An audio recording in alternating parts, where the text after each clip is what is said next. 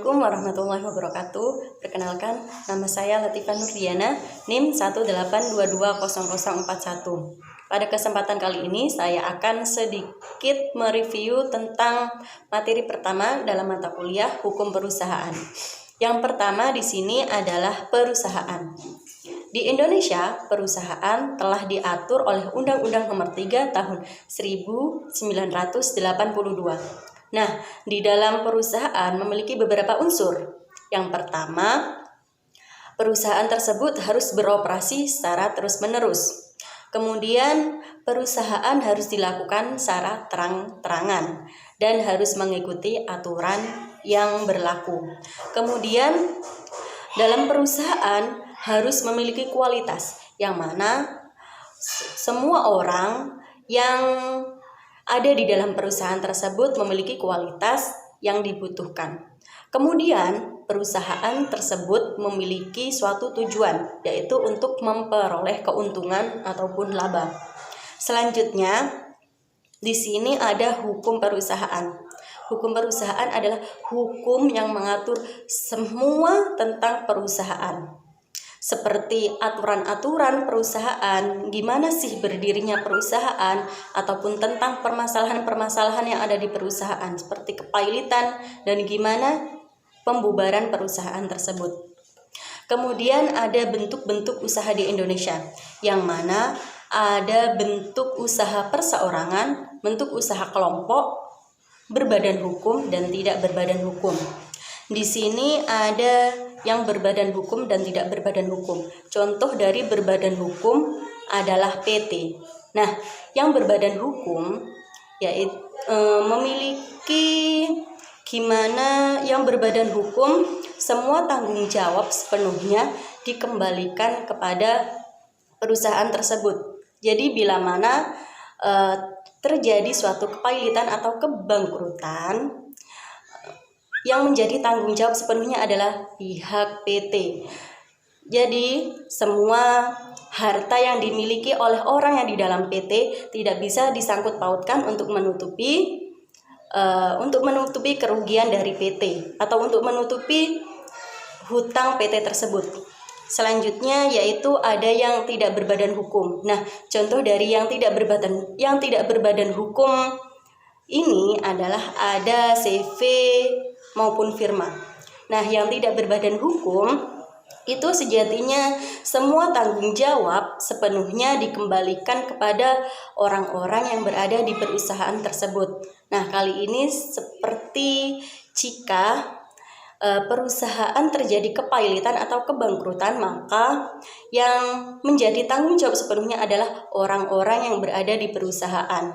Jadi harta yang dimiliki dari orang-orang yang ada di perusahaan tersebut bisa disangkut pautkan untuk menutupi dari kerugian-kerugian yang ada dari perusahaan. Nah, kemudian di sini ada bentuk perusahaan yang perseorangan. Yang paling sederhana adalah usaha dagang atau yang bisa disebut UD. Nah, usaha dagang ini itu sangat simpel. Maksudnya apa? Cara untuk pendaftarannya cukup simpel di antara CV maupun firma. Dan UD tidak perlu membutuhkan modal yang cukup besar. Kemudian dalam pendaftaran dari UD tersebut itu sangatlah mudah, hanya didaftarkan kepada Desperindak di wilayah setempat. Nah, kemudian berlanjut kepada kerjasama atau civil partnership, yang mana civil partnership ini adalah adanya kesepakatan minimal dari dua pihak ataupun lebih. Bisa kita bilang bahwa civil partnership adalah cikal bakal terbentuknya badan usaha kelompok nantinya. Nah, kemudian dalam melakukan civil partnership, gimana sih cara untuk melakukan adanya perjanjian tersebut, yang mana cukup hanya ada perjanjian di semua pihak melakukan perjanjian dan tidak harus dengan adanya akta notaris. Akan tetapi dalam praktek sekarang ini banyak yang menggunakan akta notaris. Kenapa? Karena akta notaris sangat penting.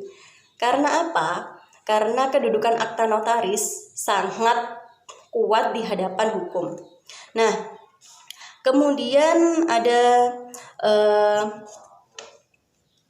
kapan sih dimulainya persekutuan dalam perjanjian tersebut? Kapan? Nah, itu terjadi ketika dalam perjanjian disebutkan tanggal dimulainya. Akan tetapi jika tidak ada tanggal tersebut, maka dimulai adanya persekutuan itu ketika perjanjian dimulai dan disahkan oleh kedua belah pihak atau semua pihak yang bersangkutan. Kemudian selanjutnya akan membahas tentang hukum perusahaan di dalam Islam. Nah, menurut saya hukum perusahaan yang ada di dalam Islam sendiri sudah cukup sangat baik. Kenapa? Karena dalam Islam sangat mengutamakan kerjasama di antara semua yang terkait, tidak melulu selalu mengincar dan memburu keuntungan. Nah, di dalam Islam juga selalu tertanam unsur tolong-menolong, jujur, dan tingkat kepercayaan yang sangat tinggi. Kemudian di dalam Islam juga memiliki konsep dan aturan yang cukup jelas, yang mana tidak diperbolehkan adanya riba, gharar, ataupun haram.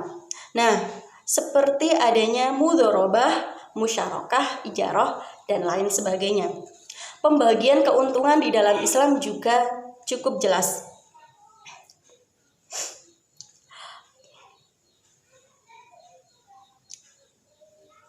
Nah, di dalam perusahaan yang ada di dalam Islam itu sangat menguntung, sangat